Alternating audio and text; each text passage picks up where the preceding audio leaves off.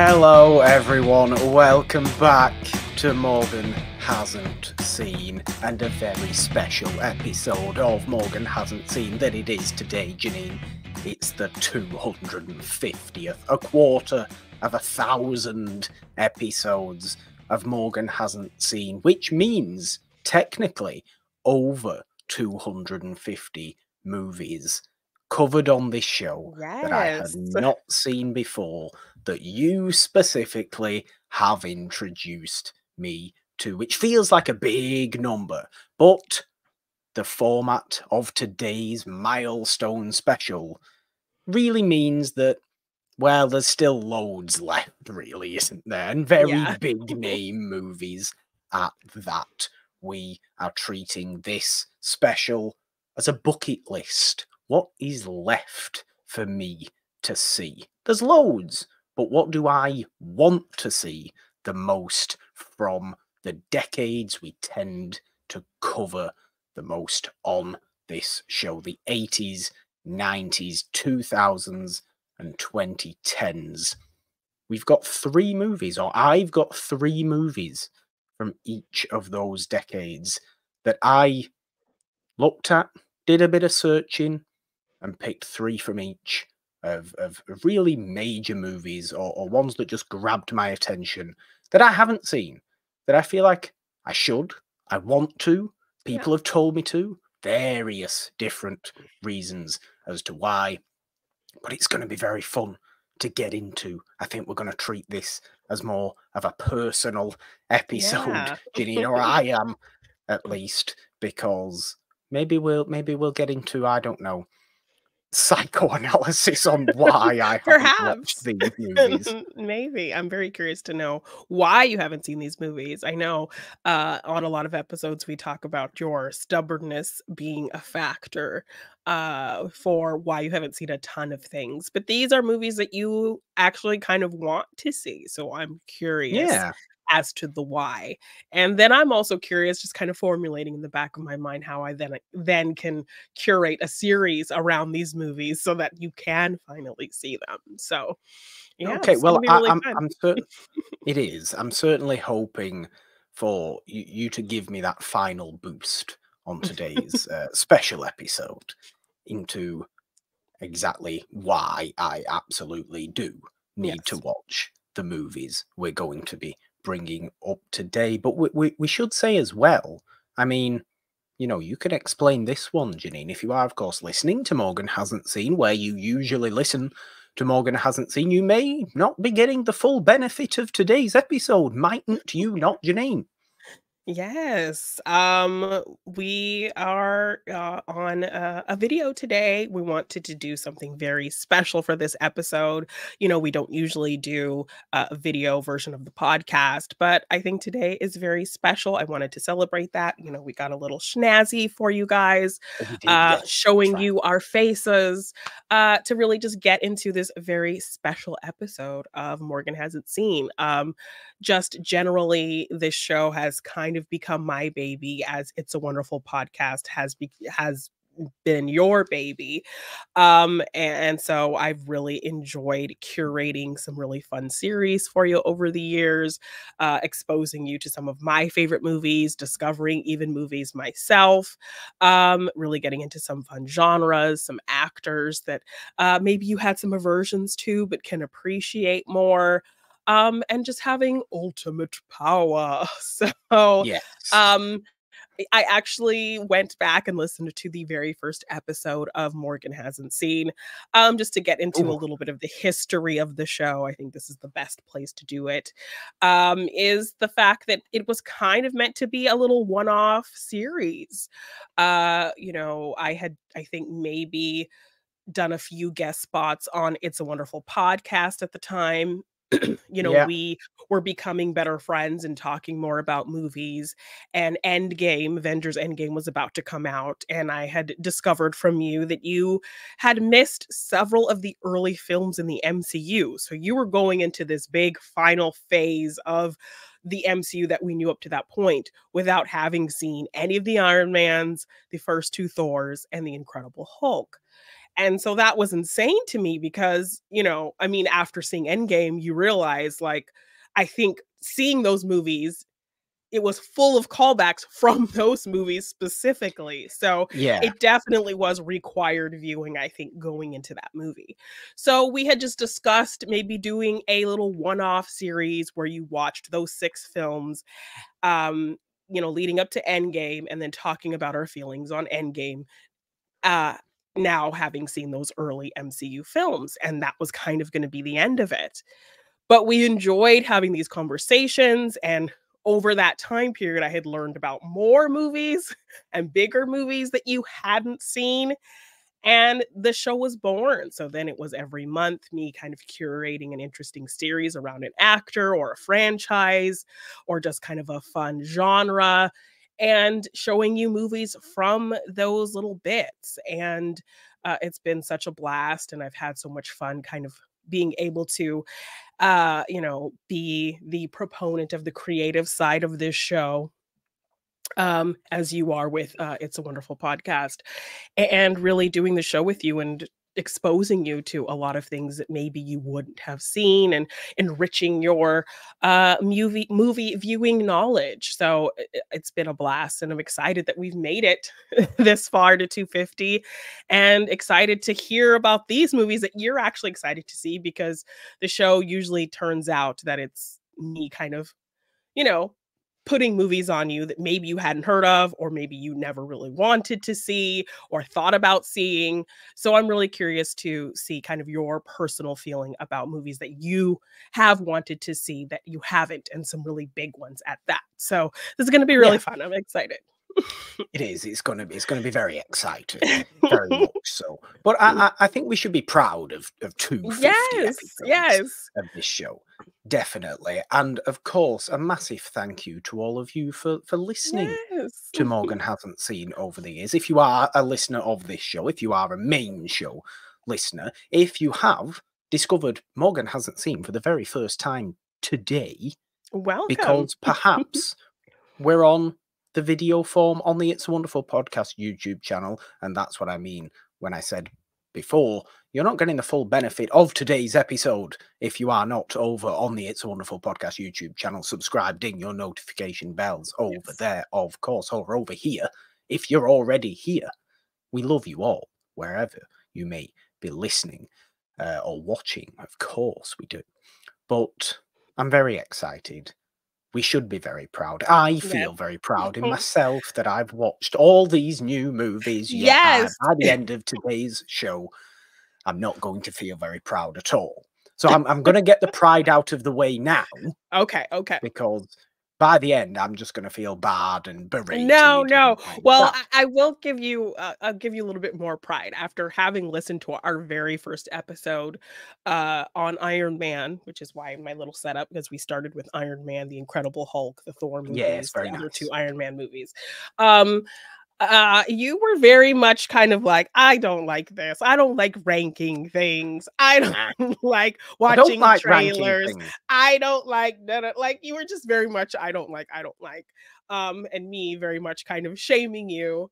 But I think we've grown since then. You since have, now kind of do a little bit of ranking at the end of every series we do. It's still not easy. No, you have kind of opened up your opinions to things, and are kind of open to seeing a different perspective, or, if I explain kind of a different side of something you didn't think of, you're very receptive to that. Because, in that first episode, talking Iron Man, you were very much kind of negative on the character going into it in that kind of vein.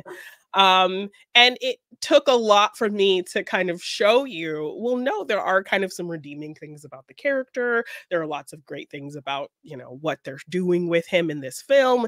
And you were very much like, okay, like kind of, I guess kind of attitude. But now you very much are open to seeing more about a film that maybe you had an aversion to, or in a character in a film that you weren't really interested in. So I think there has been so much growth after kind of listening to that first episode, especially with my audio quality. I sounded like I was calling in from like a landline phone, like on a radio show. Yes, So, this is um, yes. this is development of the show as Yes. it's gone along from us as a presenting, hosting style, from a Yes. technical style, and from what I love most about doing these shows. Certainly, what I love most about the main show, and this show very much is similar in terms of its discovery of new things, which opens your mind to new Yeah. areas of movies that you don't necessarily always go into. You learn more about things, and that openness, that discovery is so important. It is my favorite thing surrounding the movie watching Yeah. world, is doing that kind of thing. With that being said, I think we should start Yes. properly Yes. today's episode, Jeannine. As we said, we're doing this in a bucket list format. So we have three movies, or I have three movies from each of the decades from the 80s to the 2010s. Because really, we've cut it off there because the main show usually deals with 70s and before, and Yeah. only sometimes 70s, Yes. which I don't even has think on this always channel been. we've gotten like lower than the 80s decade. So, I don't think. No, we definitely have. We definitely have. I can think of one notable one, and it was called Frogs. yes, we did. Okay. Okay. Yes. So sometimes we have Rare, done a rare. little bit of Yeah. that. It's always been a little bit of an annoyance to me, to be honest with you. It's always been a little bit of an annoyance, the fact that the 70s falls into that weird realm Yeah. between the two shows, because I Yeah. love the 70s as a decade Yes, in great. movies so much.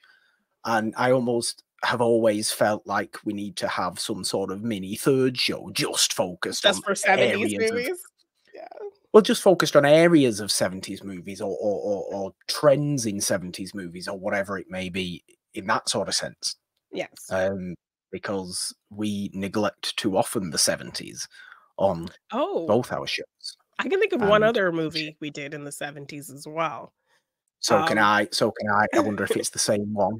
Does it uh, involve Anthony Hopkins and a ventriloquist dummy? it does, Magic, Yes. 1978? 78, Yeah. yes, Yes. magic. 78. Yes. There you go. So there's been Decades the of odd horror. occasion. Yes, yes. Decades of horror series have always crop Yeah. up in the 70s. Yes, Frogs, yeah. magic, it's great. Yes. Anyway, let's commence with the bucket list, Jeannine, Okay. and the 1980s bucket list that we are beginning with.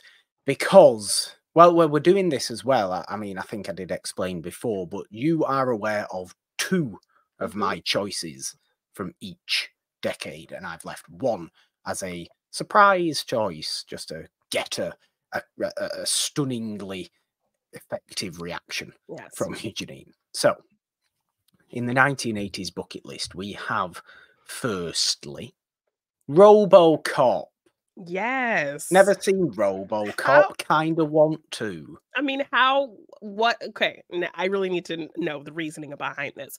I mean, I guess it's very much akin to when we did the Terminator series. Like that was a very much interesting sci-fi series I think you could have gotten into. So the fact that you hadn't seen Terminator 2 was really surprising that that was like kind of a big franchise, older, so not, wholly kind of in the early 2000s or anything like that. So, um, and very much kind of sci-fi, which I think you do have a bit of interest in.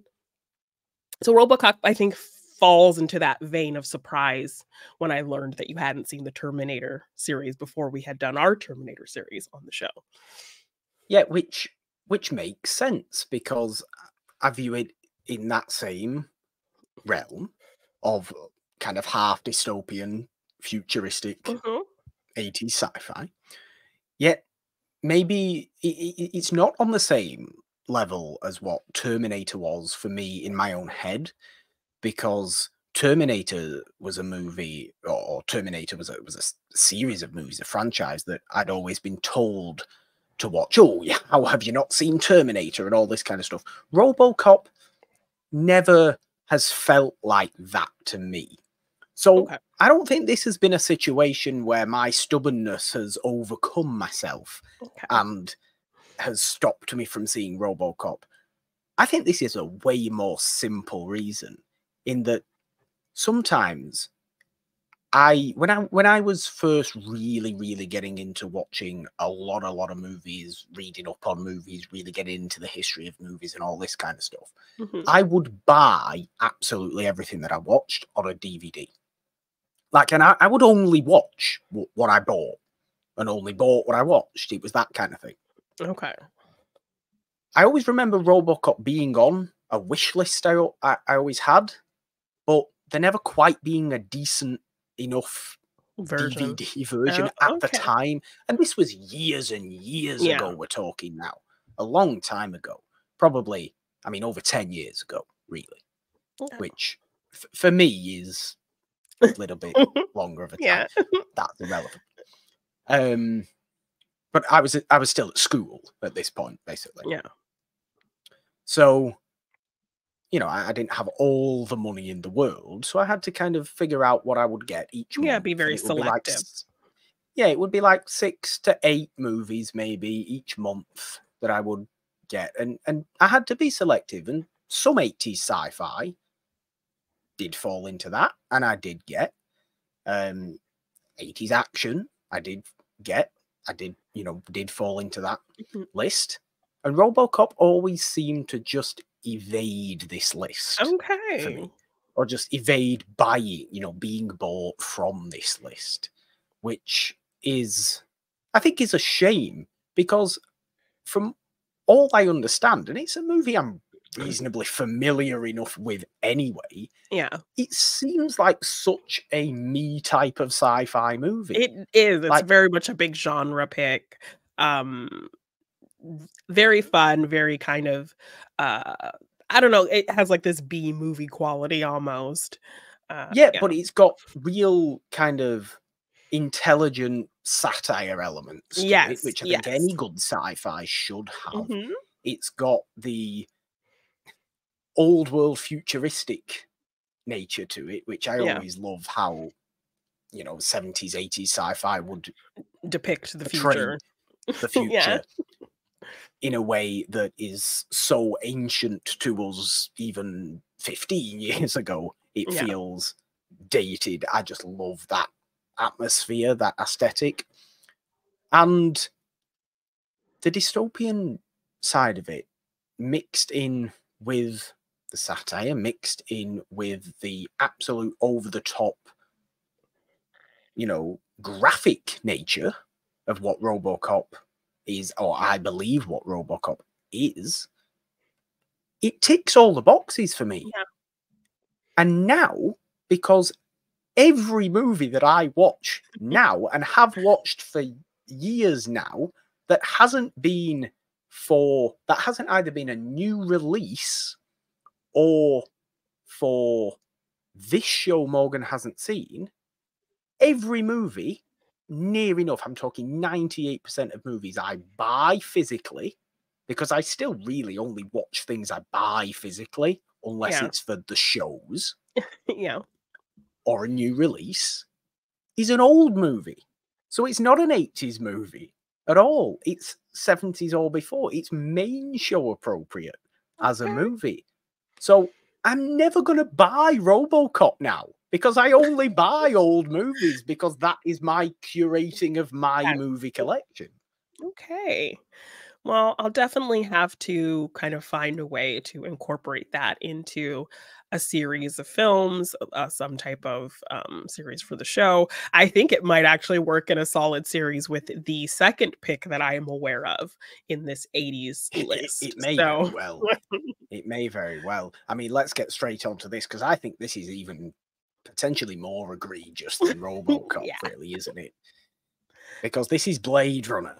Yes. Which it feels even weirder for me. Yes, that you haven't seen it. Because this is sci-fi noir. Now, we know Yes. how much I like noir movies. Exactly. maybe it's got something to do with my unconscious believing that noir and sci-fi should not mix and should be left separately. I don't know.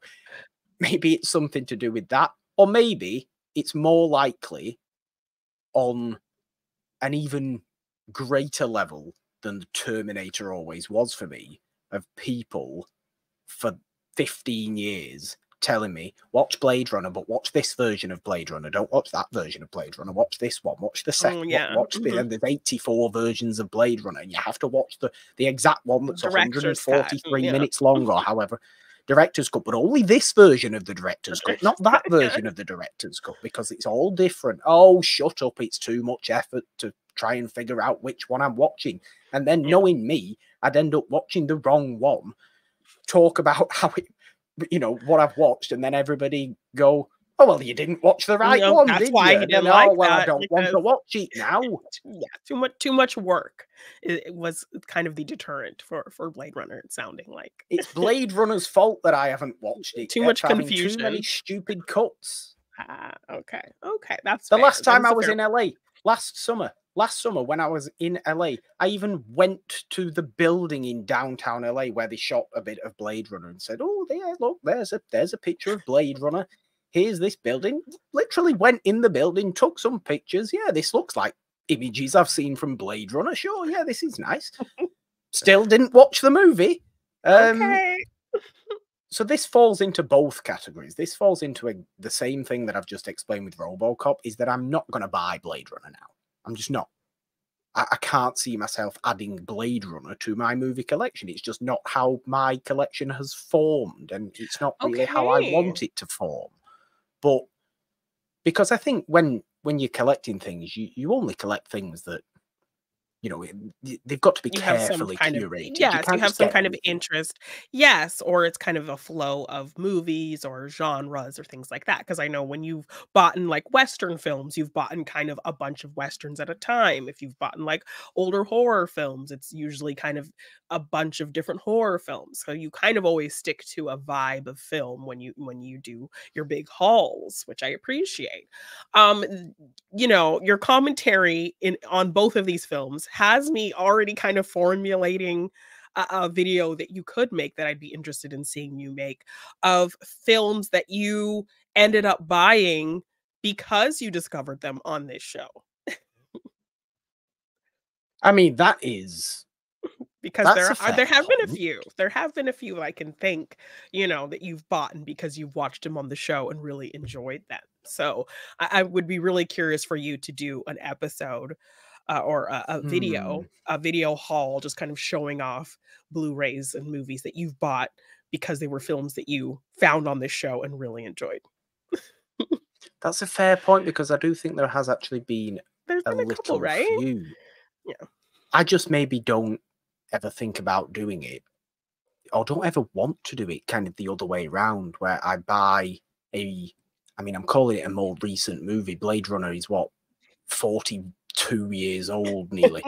Yeah. But I never buy a movie from 80 onwards, or very rarely, that isn't either a horror movie, some sort of possible neo-noir, or something we haven't done on this show exactly, which is just how my collection has developed. And I think this one, out of all of the movies we're going to mention today, is my white whale, almost. It's the biggest one. It's the one that people will look at me and gasp about. It's the one that, you know, when I tell people how many random noirs from 1947 I may have watched but not seen Blade Runner, it just doesn't make sense in people's minds. Yeah.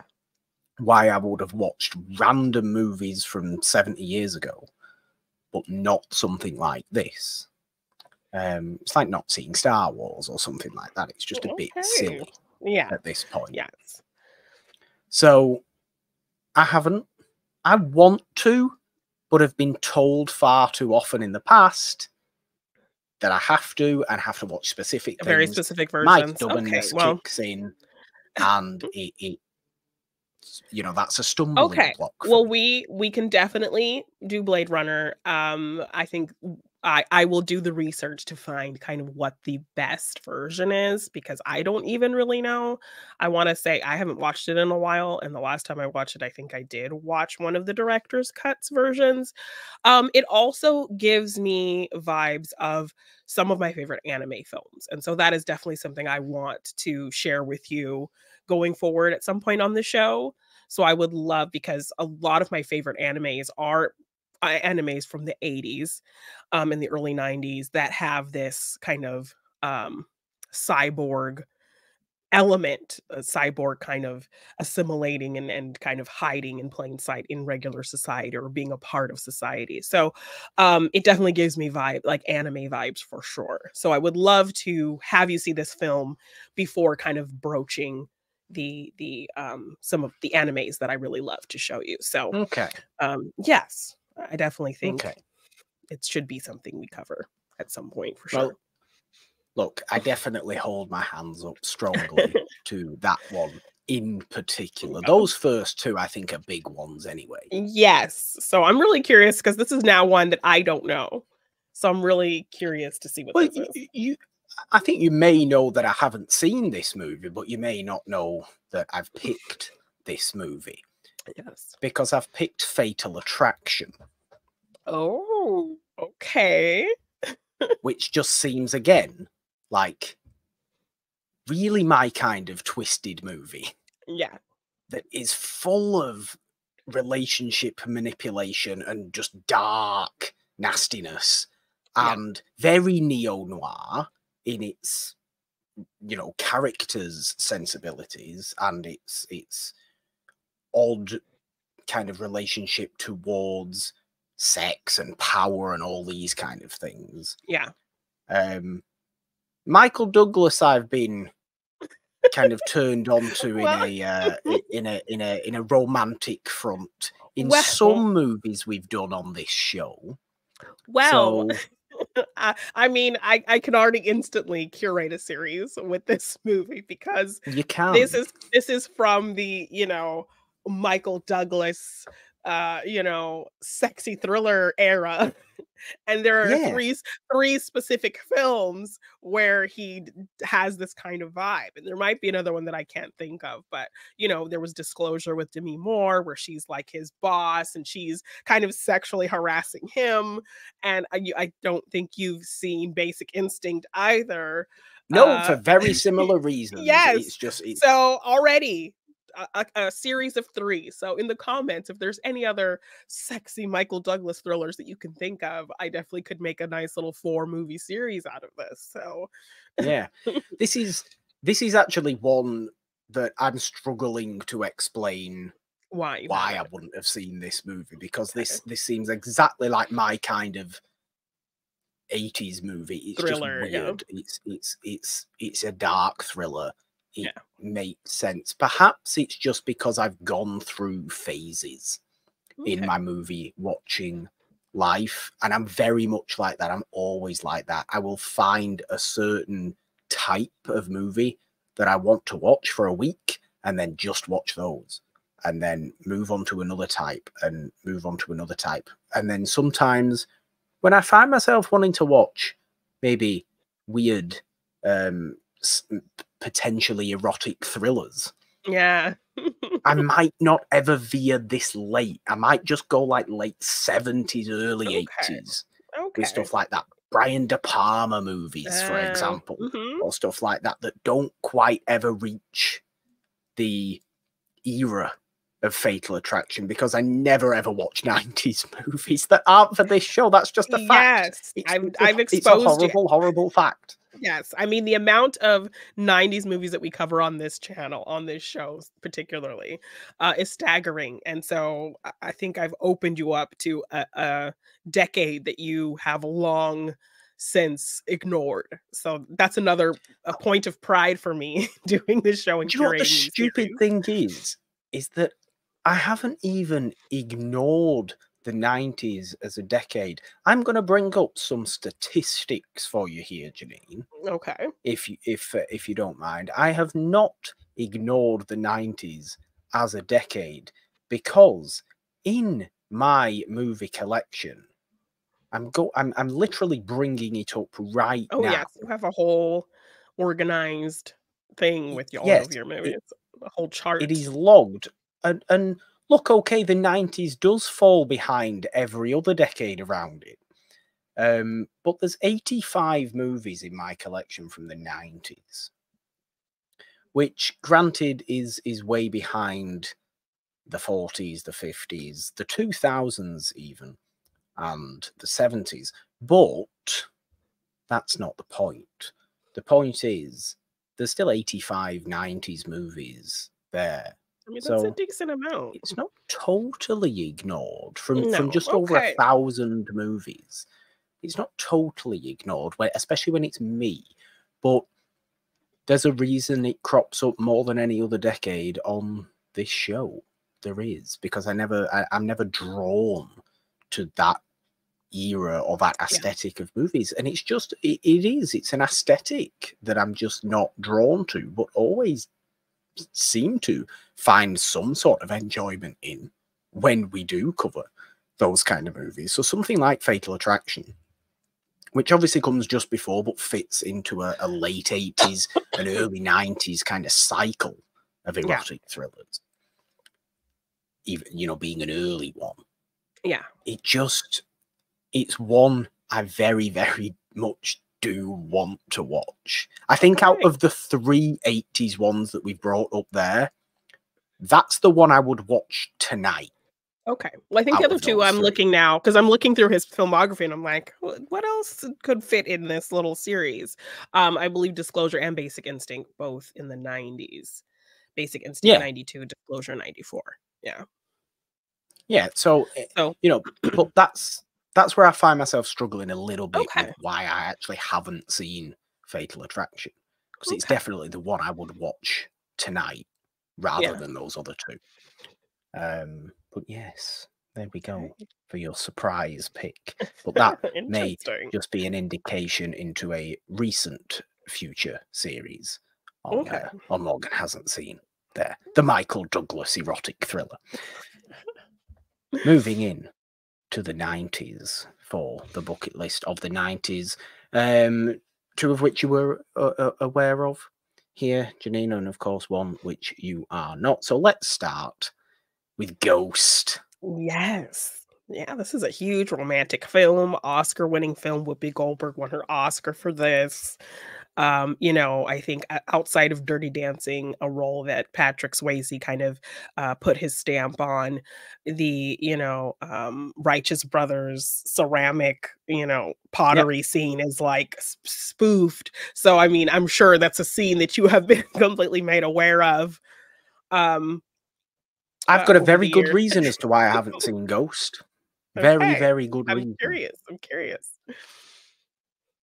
It's because the world is inundated with the pottery scenes so often That it's that you kind of feel like that's all the movie is. And yes. I'm aware that that's not what the movie the Yes, but movie it's is. kind of But made the movie ridiculous in a way that it's it, not, it's honestly. yeah, it's become, that scene has become more than the movie, to I think the movie's detriment in the eyes of the public, because you just think of Ghost, you just think of, oh my love, and let's have a canoodle while making pottery. This is just what you think when you Yeah. think of Ghost. I know the movie's going to be much more than that. I'm sure it's a wonderful, wonderful romance Yes, movie. I mean, But I can it's tell you, when I watch that movie, or if and when I watch that movie, and that scene comes on, I'll just be taken out of the movie, because that whole scene has just been taken out of that inundated. movie for me and become something on its own Yes, and outside of the movie. and it's really sad because this movie has a beautiful love story. It has some really interesting things to say about death and passing on and how that affects your loved ones. And has a great message for people who have lost somebody they've loved.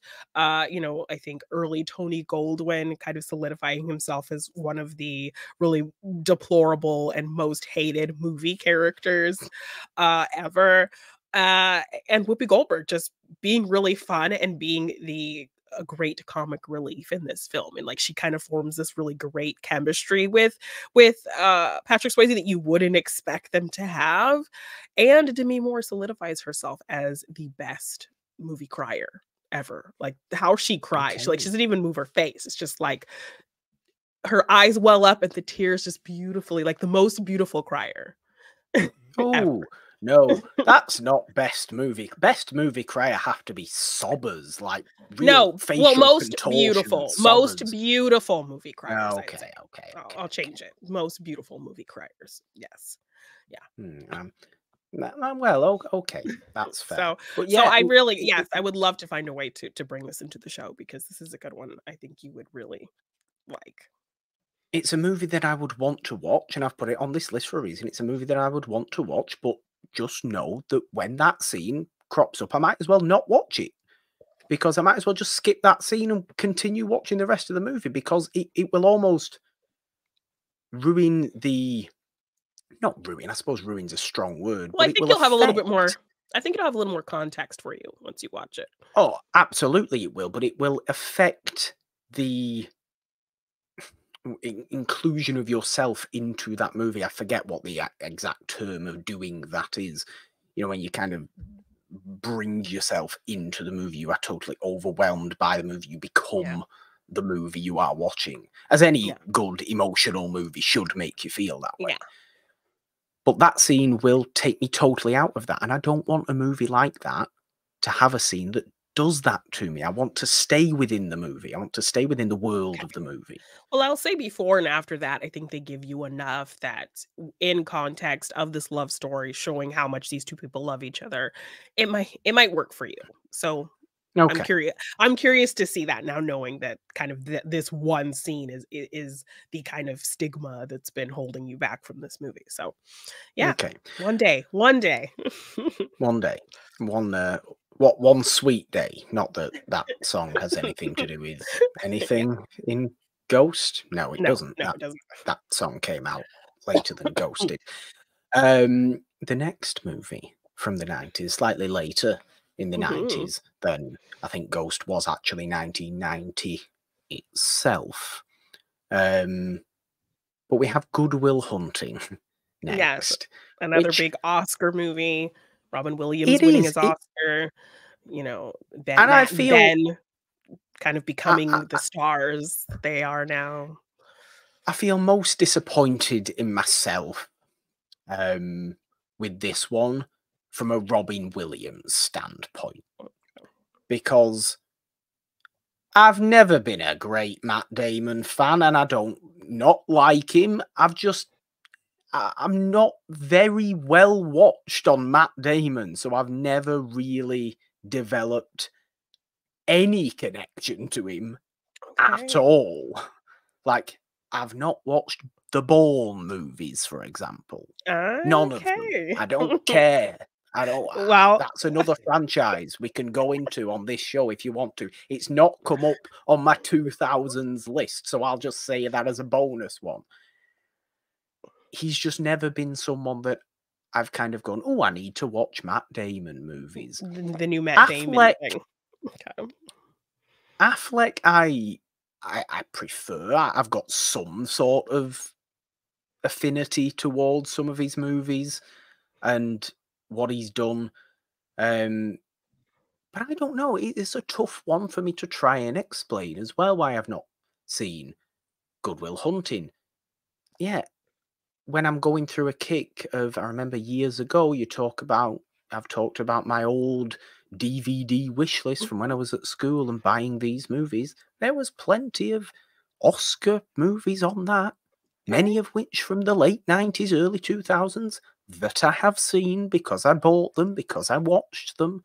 Good Will Hunting, I don't even remember ever being on this list. I don't even remember Oh. me looking at Good Will Hunting and going, there's a Oh, I movie that I gotta need see to that. watch, which is a bit odd. It's a bit strange how a lot of the others from that era of that same similar kind of vein, I do. And I have watched and I like to a degree. You know, they're not my favorite kind of movies. It's not my favorite era Yeah. in movies. But especially from a Robin Williams standpoint, I am disappointed at myself for not having seen Good Will Hunting yet. Because I know how great he is in it, or I know how Yeah, great people tell me he is in and it. I think people forget that he had done a lot of serious roles in his career. So, in this role, I think this was a reminder to people, or people kind of thinking that this was the first time that he took a serious turn, because he was known best for his comedic roles. So I think this kind of put him back on that radar of, wow, like he can actually do more than just this great improv comedy, even though he had done quite a bit of dramatic work in his past. Up to this point, I think this was kind of a reminder to people of his range for sure. So, Yeah. uh, definitely interesting. I mean, we might have to do a little Matt Damon kinda thing Yeah, somewhere in there. you could you could probably find a Robin Williams series out of it, to be Yeah, honest with you. okay, I okay. think you could. Maybe not overly done with his major movies. I think this is probably the most major Robin Williams movie that I That you haven't haven't seen. seen. I don't think so. Um, or I do think so. But it's weird. It's weird how I haven't seen it. Maybe I just Yeah. don't like Boston. That's a lie. I do Oh, actually. I've been to you're gonna Boston. get your Nice ass place. beat saying some shit like I know. It's a lovely place. I have been. It's fine. It's fine. That was a joke. That Okay. was a joke. Yes. Um, but no, it's a weird one, and it's one I definitely Okay. do want to see and feel maybe more so feel obliged to see. Okay. But do definitely want to. Um, a strange one now that you might not immediately think I would want to see, but I think I want to see this because of the idea behind it, because of the, I suppose, legacy it has and continuing legacy that it had and has. Um, and I think it's a very idiosyncratic idea within a movie. To do 3 movies ultimately Yeah. that come from this movie. Again, in a romantic front, this show yourself, Jeannine, has opened me up to 90s romance movies pretty Yes. heavily, many of which I have enjoyed. Here's a big one that I feel like I really want to see, and it's Okay. Before Sunrise, Oh, okay. because I love the concept of these movies, of the three movies being so many years apart from each other and following almost that amount of time with the characters Yeah. between each movie, and Richard Linklater doing this such precise storytelling of this romance. And I have endlessly heard how incredible the chemistry between Yes. the two of them are in the Before movies, how totally realistic and true to life the whole romance feels, how devastating it is at times, how beautiful is at times. I also know that Criterion do a particularly lovely set of the Before Okay. movies Yes. that I I mean, don't even know if is available in the UK. I don't even know if it's Criterion UK oh, or just or just Criterion the US, what US. is released in the Yeah. US. But they do a lovely trilogy Okay. set of them. Well, I will be honest, I watched this trilogy for the first time just, I think, earlier last year.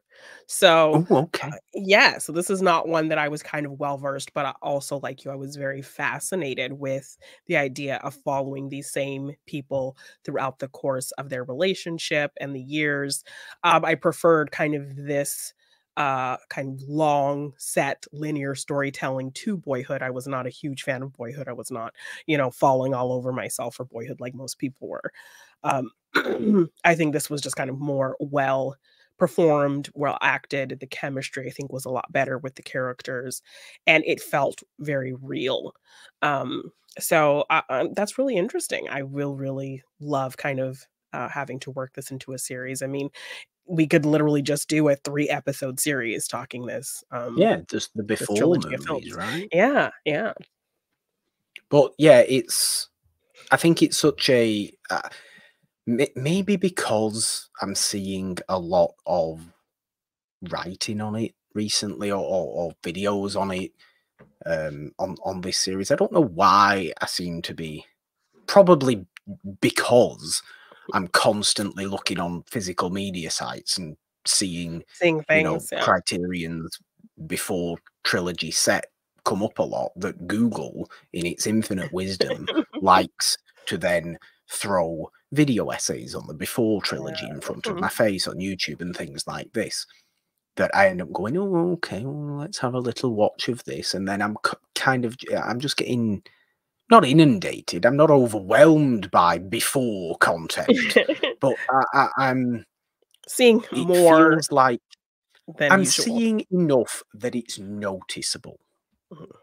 and that must mean something. And I'm always noticing it, so that must mean I've got some sort of attraction towards it, and some sort of pretty significant desire to watch it. And I really think I have, because I'm willing to allow the before movies to take over my emotional state over the course of a weekend or something like that. I'm willing to let that happen, Okay. because I'm aware of how impressive a romantic story in movies they are. Yeah, So and, like, from a filmmaking standpoint, just how creative and interesting yeah, that process of coming back to these characters and doing sequels or creating a franchise in such a unique way. totally unique, totally one of its kind, um, on its level. So Yeah. yeah, Before Sunrise from, I think, '95 was the first one. Um, but yeah, there we go Okay. for the '90s, Yes. Jeannine. There we go for the '90s. Um, for the 2000s, as we move into now, this first one comes when you were. Well, we were having a discussion, weren't we, Yes. on this bucket list and how exactly we were going to format it. And this movie came up, and you immediately said, "Oh, you haven't seen this movie. We have to do this movie." So really, this is more of a your choice than a my choice, because I I know mean, very little about this movie. this is very This much is a cult classic movie that people like, absolutely love, have especially, like, I think in, like, 2020 because the young actress well, we'll get into it, so go ahead and say what the movie is. Yes, this is 13 going on 30, which is a unique choice in this bucket list, given that I have precious little knowledge of this movie at all, Yeah. other than Jeannine going, "You haven't seen that, you have to see that, you'll really like that." So Yeah. I'm holding my hands up and saying, this is your time to shine, Jeannine. You explain Yeah, why I would no, love this movie, please. it's very much, like, Big adjacent. Um, Oh, a young girl in the '80s, has a birthday party, it doesn't go well, she, is obsessed with growing up, and she doesn't wanna be a kid anymore, obviously, she's 13. So, she wishes to be 30. She wishes she's 30, flirty, and thriving, and then she wakes up the next morning, and she's actually 30. So she has the mentality of her 13-year-old self, realizing that she's now a 30-year-old woman, and it's her in the future. So it's not her in the same time period like Big. okay. She's aged normally, so now she's in the 2000s, 30, like she would be as a 13-year-old in the '80s, Oh. but she's still in her 13-year-old mentality. Okay, I have a question. Is it as creepy as Biggie's? No. I mean, there From is a a scene romantic standpoint, is it as creepy as no. Biggie's? There is a scene that could veer that way, like, um, her and her friend are at the bar, and she's like you know, her friend tells her, "Ooh, that cute guy's checking you out." And she's like, "Oh." And so she goes over to talk to the guy, and it's like this 13-year-old boy, and she's kind of like flirting with him. And then her friend pulls her away. She's like, "Ew, I'm not talking about him. I'm talking about that man over there." She's like, "Ew, the man, gross." So she Oh gets pulled dear. away. She gets pulled away from a very scandalous situation, as Okay. opposed to what happens in Bake. Um, but yes, I mean, it's a lot of fun. I think Jennifer Garner plays into being a 13-year-old kind of in this new body really well. I think sometimes those things can come off a little cheesy, very much like what Zach Levi ended up doing in Shazam, it's particularly the second one. Okay. Um, so she definitely doesn't kind of go overboard with it. You feel like it's the same character, and this film has kind of gotten this cult status. We do have like a big fun thriller dance scene that's kind of the big thing. There's like a dress that she wears that has become kind of this iconic thing. I think during 2020, the actress who played the 13-year-old version of her, who is like a really good spitting image of like Jennifer Garner. Um, she was kind of really active on TikTok in 2020. She had gotten the dress. I think she was actually turning 30 that year. So that was kind of Okay. like this whole thing that really got people really talking and thinking about this movie again. Jennifer Garner loves this movie. Mark Ruffalo is the romantic lead in this. So they have since kind of reunited and have, you know, taken cute, fun pictures together.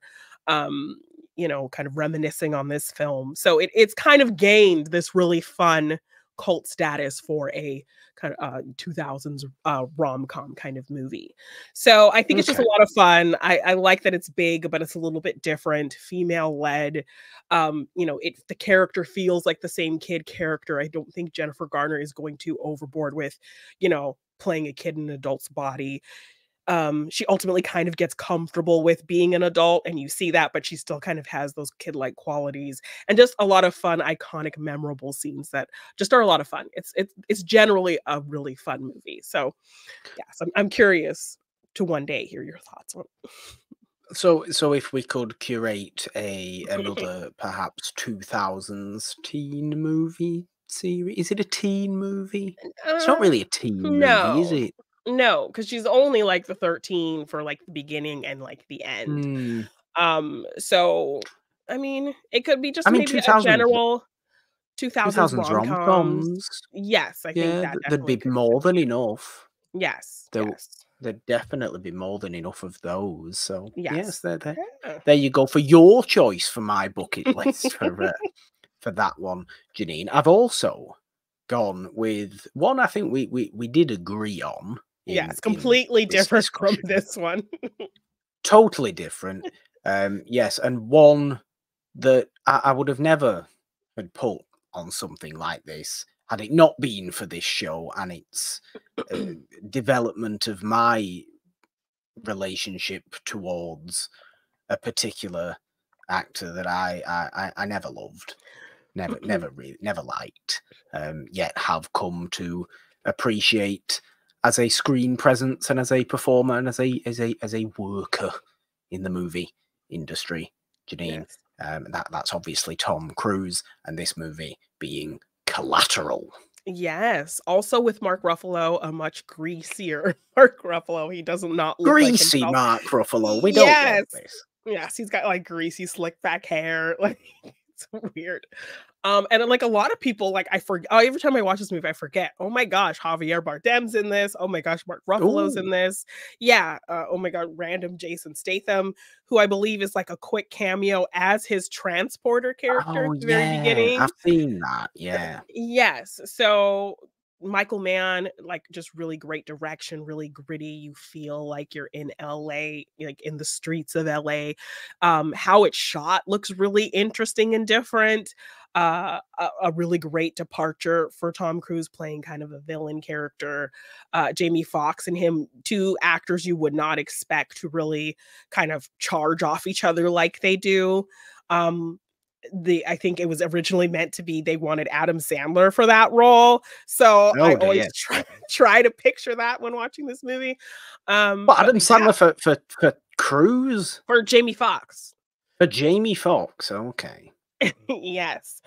Um, so yeah, I mean, just a really gritty LA crime in the streets, running around, uh kind of action thriller type movie. So Well, yeah. here we may be dealing with another choice on this bucket list, and as being on here because we seem to be talking a lot about Michael Mann at the moment Mm. because he's got his new movie, which I now Ah, forget what yes. it is. What is it? What's his new movie? Is he did the Ferrari? Is that He him? did the Ferrari movie, didn't he? Yes. That's the one with Adam Driver. So I'm seeing like Michael Mann pop up on my YouTube Mhm. things, and then people talk about Collateral. Oh, how good Collateral is! So it's unconsciously weaving itself into my mind, and Yes, I think he did like a little, those little kind of actor conversations thing, like him and Ava DuVernay. So like two directors you oh, wouldn't think, and they have a really great conversation, and they seem like they're actually genuinely like good friends as well. So might want to well, kind these of are the check best that out kind as of well. those. Mhm. Those are the best kind of those discussions where you get two people who just seem totally different in their movie styles Yeah. and aesthetics and everything like that, but come together to fully appreciate each other's bodies of work and things like that. It's great. Yeah. Um, but perhaps Collateral, similarly to the before movies, are being unconsciously injected into my brain, and I didn't quite fully realize until you brought it up and when we were talking about this, and I thought to myself, well, yeah, I've been told time and time again that it's a really great movie, much Mhm. like I was told that many Tom Cruise movies are really, really great movies, and I'd never watched them because I don't like him. Now, having somewhat gotten over that level of stubbornness Aversion. in my own Yeah. brain, and I certainly do like Jamie Foxx. I always tend to like Jamie Foxx. Yeah. Um, so gritty, LA, crimey, nasty Tom Cruise. At least Yeah. he's playing Mhm. nasty in the movie, Yes, right? very. Mhm. Developing more of appreciation for someone like Michael Mann, having going to watch a movie like this. It's all ticking the boxes, really.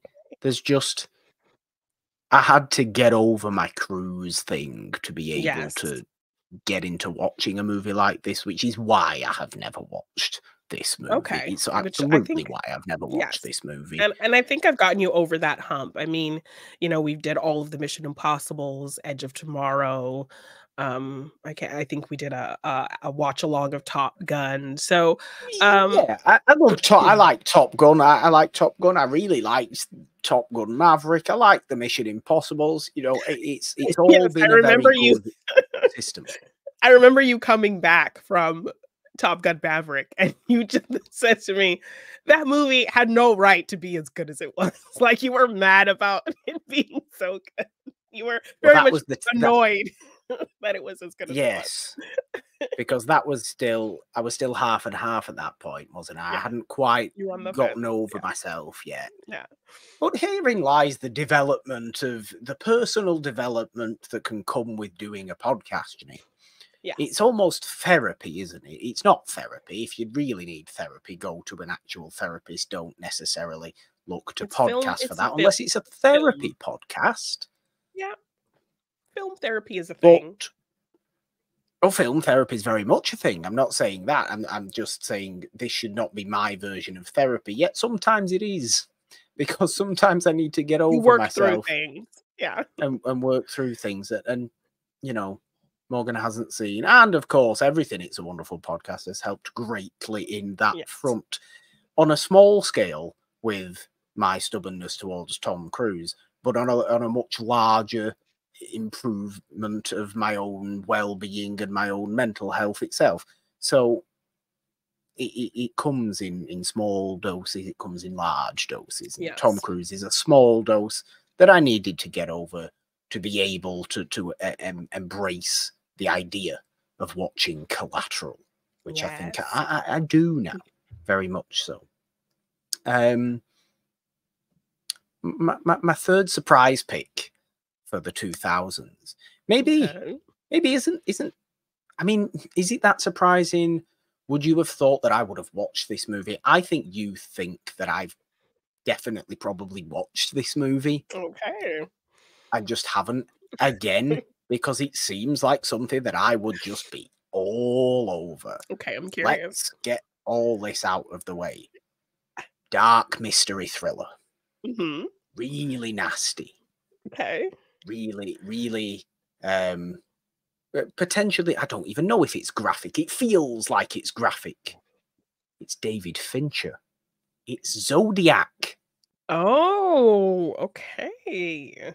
I've never seen Yeah. Zodiac, and I really want to. Yes, this movie is very much kind of a favorite, like, for a lot of people I've discovered over the years that, of the David Fincher filmography, a lot of people kind of point to this one as their favorite, so which was kind of surprising to me because he has kind of more these mainstream flashier type movies, so, yeah, this is one I've only seen a few times, but yes, very much kind of nasty, thriller, based on a true story, amazing performances. Yeah, Yeah, really I interesting you haven't seen this. I've seen a key scene from Zodiac, and I think it's where he's in this house and he goes to this basement. Um, I'm not quite sure what The happens. I don't really context, know. I yeah. haven't seen the movie. Um, but I remember seeing that, and I think after having watched The Game, which Mm, may line ourselves to our Michael Douglas choices from before, yeah. but also may align ourselves to this as a further David Fincher choice now. And also, again, with people talking about the Killer with Michael Fassbender that only somewhat recently was on Mm. Netflix or came out on Netflix, bringing David Fincher Again. into the conversation again. Yeah. I think this is how bucket lists work. I don't think bucket lists ever stay the same. I think they are of the They're time you make fluid. them. Yeah. They are very fluid. You know, if you happen to be unconsciously seeing certain things for a month, 6 weeks, couple of months, you're going to be thinking more about those things than maybe things that are possibly more obvious. Yeah. So this is just what is in my head at the minute, but this is very much a movie that I absolutely do want to watch. And I think if this movie was made in the 60s, I would have absolutely seen it. Okay. If this movie obviously wasn't, it can't be, that's not the point. But if this movie, I think basically, if this movie wasn't a 2000s movie and was a movie from the old Hollywood era, 100% I would have seen this. It is exactly the kind of dark mystery nastiness that I Yes. absolutely love. This is kind of a surprise to me for sure. Really is. I imagine so. I imagine so. It's very strange. Very strange that I haven't seen this movie. This is one, like, even with the first two, even with the RoboCop, a Blade Runner, am I ashamed I haven't seen them? Am I? I'm not ashamed I I mean, haven't seen them. I think you've given fair reasoning as to why you haven't seen them. So it all feels very plausible, in terms of, you kind of forget about them and recent kind of things about the filmmakers or the people that are a part of that film are back kind of, right on your radar, on your lexicon right now. Or, like you said, you kind of focus on the movies that you buy and that's what you watch. And it's kind of just this symbiotic relationship that you have with film. Um, I think you've given fair points as to why you haven't seen them. So, Yeah, I think but I it think, makes sense. all those reasons are also perfectly valid reasons, or not valid reasons, perfectly appropriate reasons to put on me not watching Zodiac either. Because I don't buy 2000s movies. I just don't. Yeah. It would be one that I would buy if I did, but it's not what my collection is about. It's Yeah. not what it's not what I want my collection to be about at this current time. One day, maybe. One day I might, veer off when I've had enough of 40s movies and feel like I'm completely overwhelmed and Yeah. swamped with all these 40s movies, perhaps I will, go into something else. But I've also I kind don't of know. gotten the Who sense knows from what it will be? you that you do have a bit of an aversion to kind of the, kind of sick crime element of something like Zodiac. Like You're not wrong. You're not like wrong. the kind of realism of crime of like, um, a real feeling killer mutilating people and that type of kind of crime is a bit of an aversion point for you. It's a strange situation because you're not wrong at all. Yet there are serial killer movies that I really, really like. Okay. I don't know if there's true serial killer movies that I really, really like. Maybe they are fake serial killers, fictional serial Yeah. killers, and things like that. The Zodiac killer existed. That's Yeah. whatever it is. But I think there's enough of a mythos behind the Zodiac killer, enough of a, regardless of whether the Zodiac killer existed, which they of course did, that's not the point. But I think because we don't know who it is, there's a certain level of fiction I can put on the Zodiac killer that Okay. allows me to become open to it. Which is it's a weird mentality that I do have, and you're very, very right to call it out, because it's exactly why I don't like a movie like The Strangers, because it's Yeah. just too Feels realistic and even and random before act of violence, and I yes, can't and stand random act of violence because it's something I'm y legitimately terrified in. yes, and even just, when we did the Purge series, you had an aversion to that immediately because I don't think you were fully aware of kind of the actiony kind of vibe that it had, the kind of far-fetchedness of the No, premise based on something that feels real. So I think you were kind of basing your thought on what the purge would be on kind of this premise feeling like something that could actually happen, which that is, an underlying thing that you get from the movies, but it ultimately kind of becomes this action horror thing. So you were able to kind of get into it from that standpoint. But I remember you kind of being against or hadn't seen the Purge films up to that point because you had this feeling that it felt like this real feeling, random act of violence type of thing. no, that's absolutely the case. That is absolutely the case, and it's the one thing in the world that I'm truly terrified of is random act of violence. That is me being absolutely open. The thought of walking down the street and just someone attacking you is For no reason. Yeah. horrific to me. It's Mhm. absolutely horrific. I would rather them have a reason. And Yeah. I think in a very weird part of my brain, I can not justify is totally the wrong word, but understand, or at least that I can see the reason behind a serial killer movie to a random act of violence movie, because in my mind, a serial killer has a reason, even if it's just I want to do it. Okay. It And I think but the z- I don't know. I don't know. well, and then I'm I think struggling to actually no, no, explain. no. And I think the Zodiac ultimately focuses more on the kind of research of him and the search for him than, the killer himself and, focusing on the murders that he commits. Of course, that's a big part of the story, but I think we're focusing on the characters who are, actively trying to find him Yeah, and kind of which study what he does.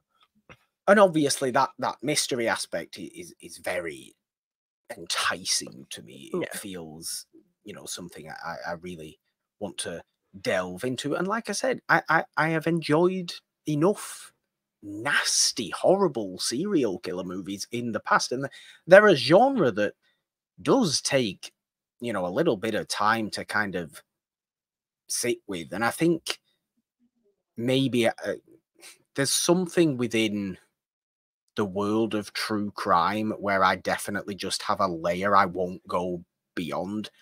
And it's a different layer to what most people won't go beyond, because I've got no problem in reading about true life horrific nastiness and people doing horrifying things. But when it's random, my brain can't process that. When it's random, because there's no reason, I just lose all faith in the world. Yet I can recognize evil people are evil, so they do evil things to these people. And sometimes it might be close to home, yet it never is it? You know, this is my mentality when it comes to, there are famous serial killers from Manchester. You know, there are. I'm aware of them. I can read up on them. I can talk about them perfectly fine. They don't scare me. But random criminal person called Dr. X or whatever he's called down the street. I couldn't say a name then in case somebody wanted to accuse me of accusing them as being a serial killer. Yeah. He scares me. The person 3 doors down who you don't see and might kill you, he scares me. Not, you know, Hannibal Lecter, not the Zodiac Killer, not Ed Gein, not Dahmer. You know, they don't scare me. They are insane people. Okay, who that makes sense. Seem to, in my mind, live in some otherworldly fictional realm, even though they don't. What they do makes strange. Sense to them. Yeah, it's strange. I enjoyed that we got into that because it opens my odd mentality about that kind of thing up, and I think it is. You know, I'm not. It's not something to be ashamed of. I'm not saying I'm ashamed of having this weird mentality. I mean, we just my mentality. We did discuss about you getting a bit of therapy and getting a little deep on this episode. So, you know, we delivered on that, I think. No, it's right. It's right. But no, in conclusion, I have no problem with serial killer movies at all. I tend to enjoy the darkness of them. Okay. And there's a reason they're made, obviously. This is not these people saying that what these people did is okay. That would be completely ridiculous. Yeah. And you know the level of horrible horror movie that I can watch perfectly fine. Yes. So it's a strange thing. If anybody is a therapist out there, please tell me why I'm not terrified of real life serial killers, but I'm terrified of hypothetical criminals that live down the street. That would be definitely interesting to get you on the couch for that. So, yeah. Tell me why. But yes, Zodiac. Moving on to the 2010s. That was a long 2000s bucket list segment there, Jeannine. Justifiably so, I think. Justifiably so. But let's move on to the 2010s bucket list, because we have first up another Jake Gyllenhaal movie. Actually, we didn't even say Zodiac is a Jake Gyllenhaal movie, because we have Nightcrawler in this movie. Was this my secret movie? I forget what. Yes, that was your secret movie. Okay, but this was my secret movie. Again, surely this seems like a movie that I would have seen. Yes. Neo-noir, dark nastiness. Gritty, nasty. Yeah. LA, the media being evil. It's all very nice, isn't it? No, it's all horrible, and this is why I want to see Nightcrawler. I'm constantly told about how great Nightcrawler is. Maybe I am too unwatched, if that's the right term, on Jake Gyllenhaal entirely. Okay. And I think it's because it's a strange thing. I think, again, I'm going to put it back to this. If Jake Gyllenhaal had been doing the kind of movies he does in the 40s and the 50s, I'd be all over him like a rash. I'd love him to death. He would be my favourite actor ever. Yet he's doing them in the 2000s, so I have this sort of closer to reality idea. We're getting back into this realm. I have this closer to, you know, my own understanding of reality, that the darkness can feel too true to life. Okay. And I can't put that fictional spin on it. Well, maybe we'll And have I to need do to put that fictional spin on we may have to do some type of thing leading up to the release of Roadhouse, and do it. some Roadhouse. yes, you haven't heard of Does it? the I've not. Roadhouse remake starring Jake Gyllenhaal? I have Yeah. not heard about this. Yes, which Oh I dear. do believe is coming out this year. So we may have to do a series, a weird Jake Gyllenhaal series, you know, Nocturnal Animals and maybe I've seen Enemy. that movie. Oh, I've you've seen seen that Nocturnal movie. Animals. Okay. Yeah, don't know why, but I have seen that movie. Enemy maybe, you know, I think, Yeah, this one for sure, you know, he's done a lot of kind of weird out there things, all leading up to the release of Roadhouse. Roadhouse. Sure, Yes. I'm up for that. Okay, okay. Yeah, I mean, I think I'm, we've only covered, I think, maybe what, 1 Jake Gyllenhaal film on this oh, I've series? no On this idea. on the show? We did, Southpaw, when we did, I think, Southpaw. fight movies, yeah. Yeah, Southpaw So was good boxing mhm. movie. Yeah, very Again, though, underrated. I don't think it did very well, but it was quite good. nasty, quite Mhm. like really Broken grim. down. Yeah. But yeah, I mean, Nightcrawler does seem like the kind of, again, twisted, dark movie that I would very much be a fan of. And Okay. perhaps ultimately all this talk about Nightcrawler and Zodiac and what I am afraid of in the real world, maybe it's just a case of me getting over it and stop being so afraid of it, things that are not likely to happen. Yeah. What am I talking about? Why am I afraid of such things? I don't know. I Yeah. don't know. Maybe it'll just take myself going, there's no point in having this fear within you. You're watching a movie. Ultimately, it's a movie. No Yes. matter what, it's a movie. So But I just mean, watch the movie. yes, and I mean, I like when movies kind of feel uncomfortably real because I'm feeling something. It's making me feel something.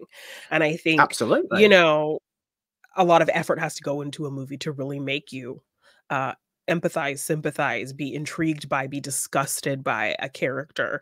And this movie definitely makes you kind of hate these people and makes you feel real emotions. So I'm really curious to eventually see what you think of this because this does seem like a movie very much up your alley. So yeah. Maybe I need to have a sit down conversation with somebody who's really into true crime just to get their perspective on Yeah. why they are so into it, why it brings them genuine entertainment. Yeah, I Because it mean, must. it's a whole popular genre of podcast, of conversation, and so, yeah, it would be really interesting to understand why people are fascinated by that, and then But I kind of suppose relate that that's to how you feel about that kind of thing in film. yeah, but I suppose that's not entirely accurate because I don't have a problem with true crime on a big scale. I have a problem with true crime on a small scale. That's my issue. Okay. Like, the most horrific thing in reality doesn't bother me. The tiny little insignificant thing that could happen to me bothers me. Yeah, like someone showing up at your door and, trying to kill you just because you were Yeah, home. yeah, That's that terrifying. bothers me. Yeah. The strangers and its horribleness. It's it's unusual. It's unusual. I've enjoyed that we've been able to get into that. I kind of put Yeah, Zodiac on there as kind of maybe okay, that a idea, conversation just to starter. Yeah, yeah okay. to open something up. But Nightcrawler Yeah. falls into a similar vein, although it's not obviously, nasty crime. There's a bit of nasty It's crime in pretty there, I yeah. suppose, isn't there? Yes, yeah. But definitely dark and twisted, and we do Yes. like dark and twisted without a shadow of a doubt. That was my surprise movie. I'm sorry, I forgot which one I put as a surprise movie for that one. Yeah, I was like, "Wait, that's It's not because on this." it's because on my list I have obviously you know, 1, 2, 3 in the 80s, 1, 2, 3 in the 90s, etc.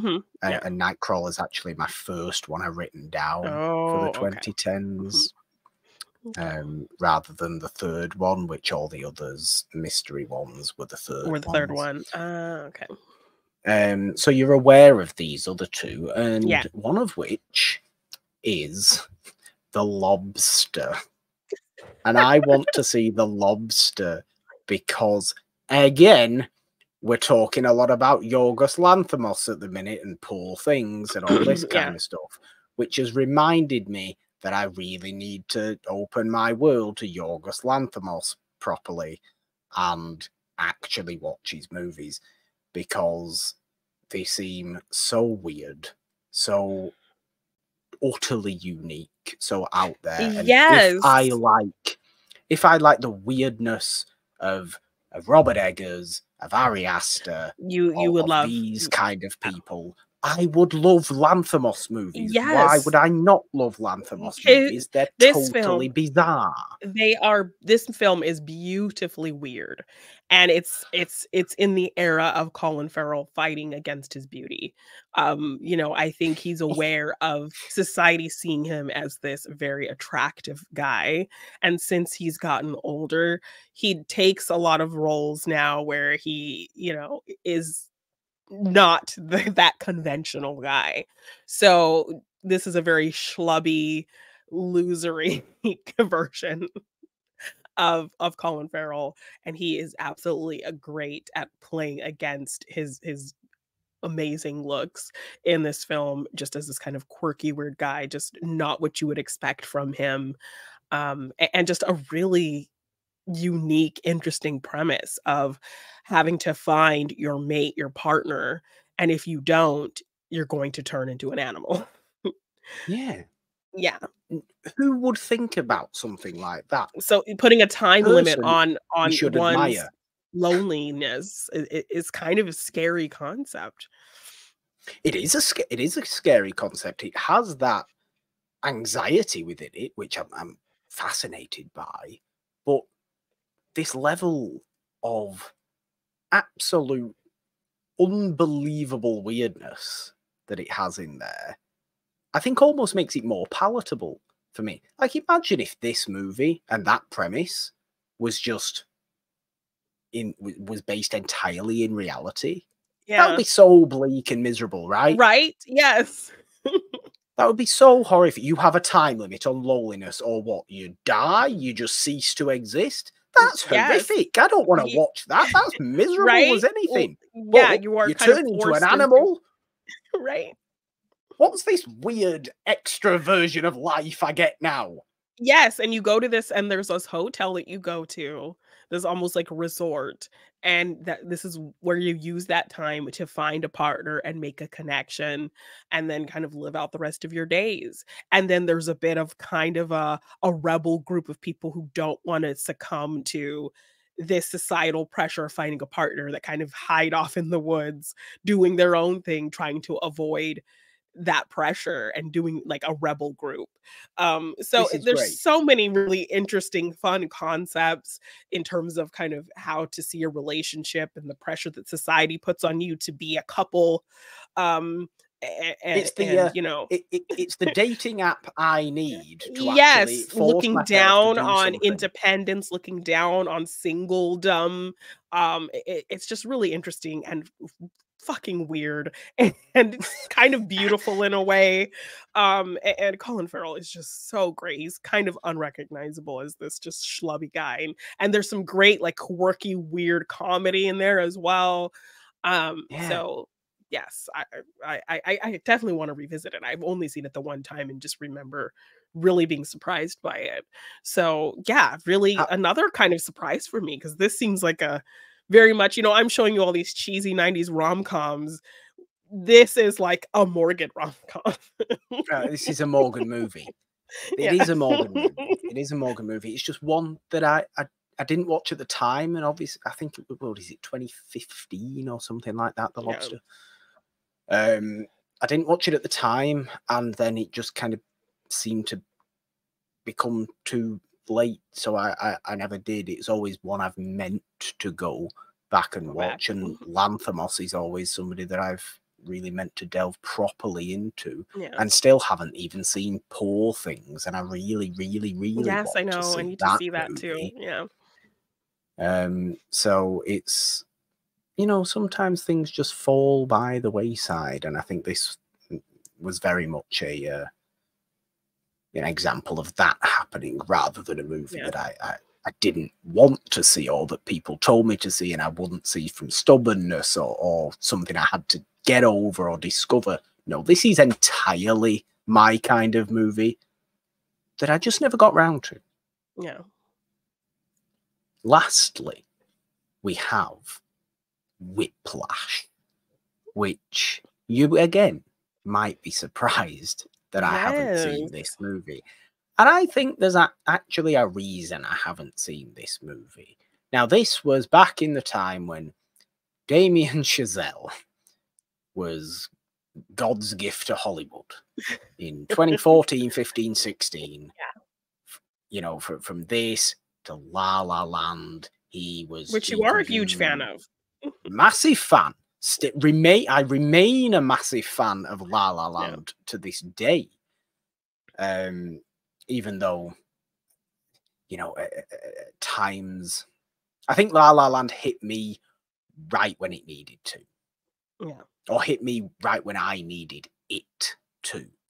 And I think it just worked for me at that exact time in my life, in that exact mentality.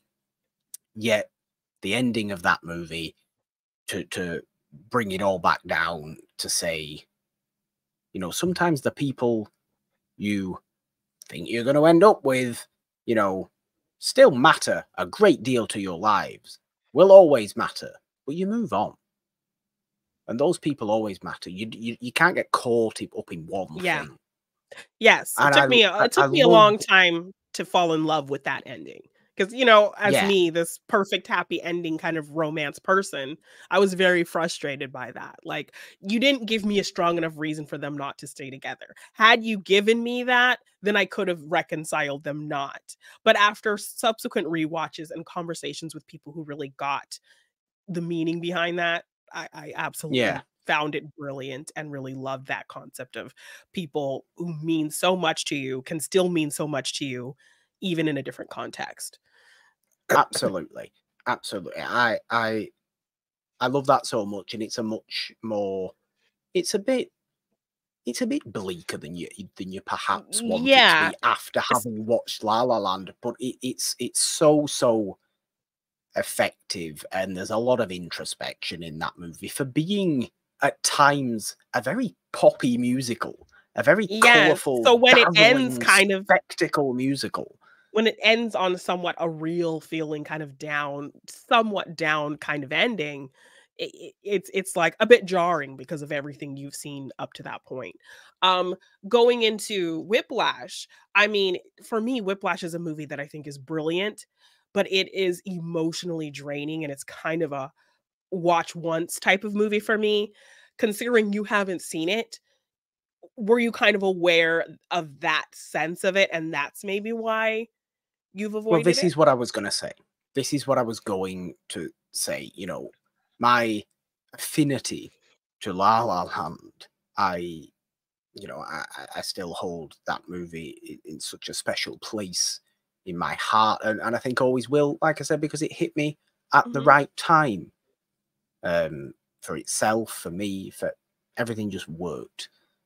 And realizing that, oh, a couple of years before, he'd made this Oscar-y movie Yeah. about Miles Teller, the drummer, and J.K. Simmons doing nothing but shouting at him all the time. Yes, Like, and oh, this well, it that's be it ends interesting. up being this weird battle of wits kind of thing that I wasn't expecting as well. You know, me looking at it going, this is a very highly acclaimed movie. Should I watch this movie? Ooh, I think it's gonna give me oh, anxiety. people are saying it's very anxiety riddled. People are saying it's very heavy, very, you know, it takes a lot out It of you. breaks You'll you need to down, sleep for a yeah. week after Yeah. this movie. It completely drains you of anything. Yeah. Um, do I want to watch this movie? And basically, I've been in that mentality with Whiplash for 8 years now. I've been in that kind of mentality with Whiplash. Since seeing La La Land and realizing Chazelle did that movie. I've been in that mentality with Whiplash, going, do I want... Everybody's saying it's so good, and it does what it does absolutely perfectly. Look at all the acclaim it got. Look at all the awards it won. Look at people loving this movie to death. But look at all those same people going, oh, but it was a lot to get through. Oh, it was very hard. It was very intense. It was very draining. And sometimes, Jeannine, oftentimes, and I mean 99.9% of the time, I want to watch a movie that doesn't kill me inside. Yes, I get that. However, I feel like it just has to be on a 2010s bucket list for me. I just feel like it has to. Yes, I definitely think it's something you need to see. Well, yeah, it's one of the most notable movies of that decade that I haven't seen. 100% it is. J.K. Simmons won his Oscar for that. Just a really powerful kind of dynamic between these two characters. You know, the trailers would have you believe it's kind of all coming from J.K. Simmons, but Miles Teller is giving it right back, and they end up kind of in this stalemate battle with each other, which was not what I was expecting for that movie. I thought it was kind of just going to be J.K. kind of like berating him the whole movie, but Miles Teller is kind of like fighting back in a way, and so it's kind of this battle of two both kind of terrible people, and then the ending is incredibly just well executed as well and unexpected, and it kind of ends in a great way. You know, I love also when movies kind of just end and you kind of have to use your imagination to fill in where it goes, and this movie has an ending like that. So really well executed movie, really makes you feel a lot of anxiety, a brilliant story, but definitely like a watch once and I'm good kind of thing. So you definitely, I think, deserve that once watch. Yeah. Okay. Yeah. Okay. Well, there we go. That's the bucket list. Yeah. From the 80s to the 2010s. There, for sure. 3 movies for each decade. I've got my work cut out for me. So comment section, please help me curate some series, because these series can be genres. It can be really kind of out there kind of concepts, like you know, I did a like movies based on TV shows kind of thing. You know, things like that can be kind of an outside the box connective series. It can be an actor, it can be a franchise. So based off of these movies, please help me kind of curate some really interesting series so that Morgan can finally watch these films. Yes, definitely. Do that. You know, we're open to anything. We enjoy discovering these new areas of movies. We enjoy getting so invested that it becomes a part of ourselves.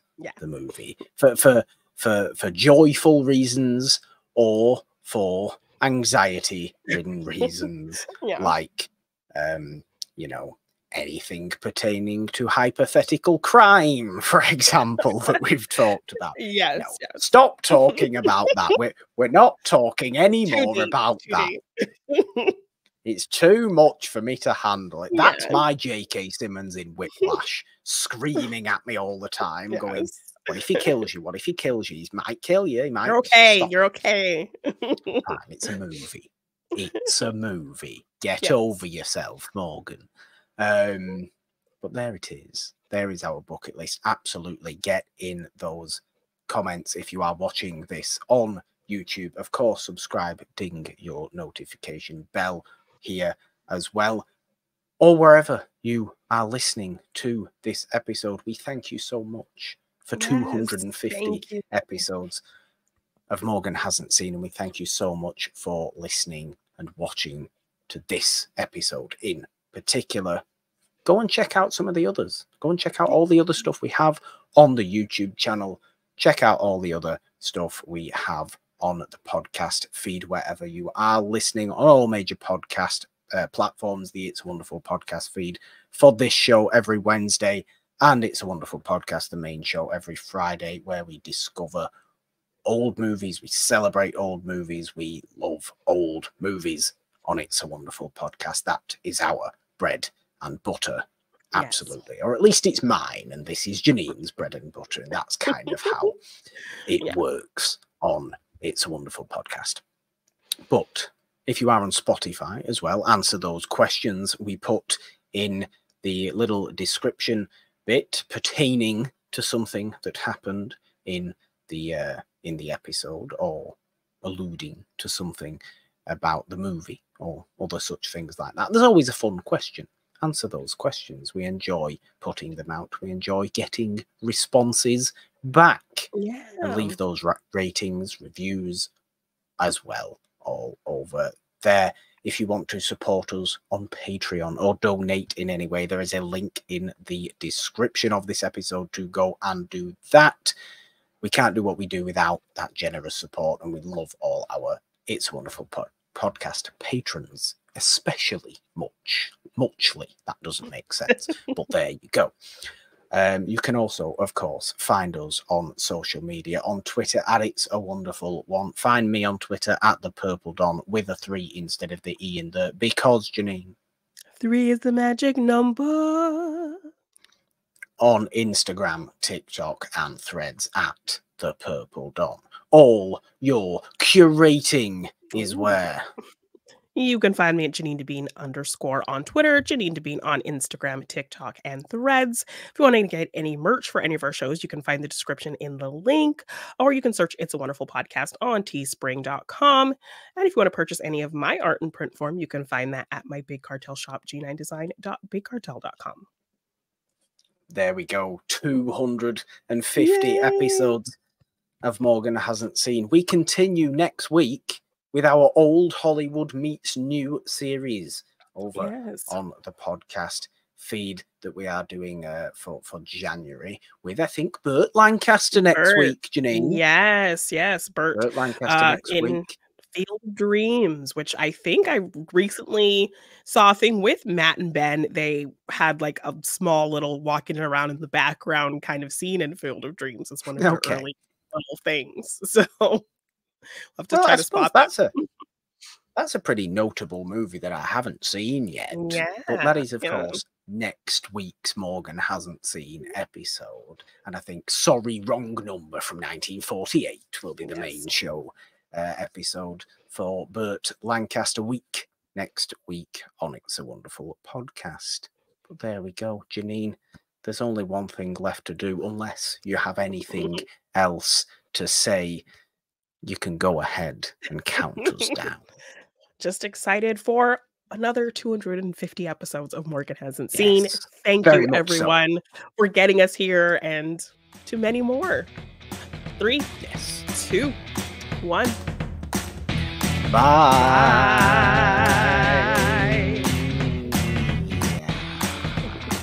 250.